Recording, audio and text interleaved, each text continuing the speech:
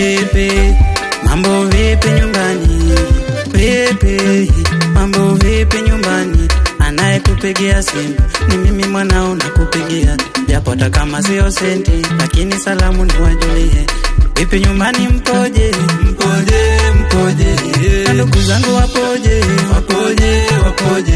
Sio kwa kupenda kwangu, mwanao niondoke. Nilipokwenda ni mbali, kwenye masafa marefu, sijui narudi lini, mwanao nikuone.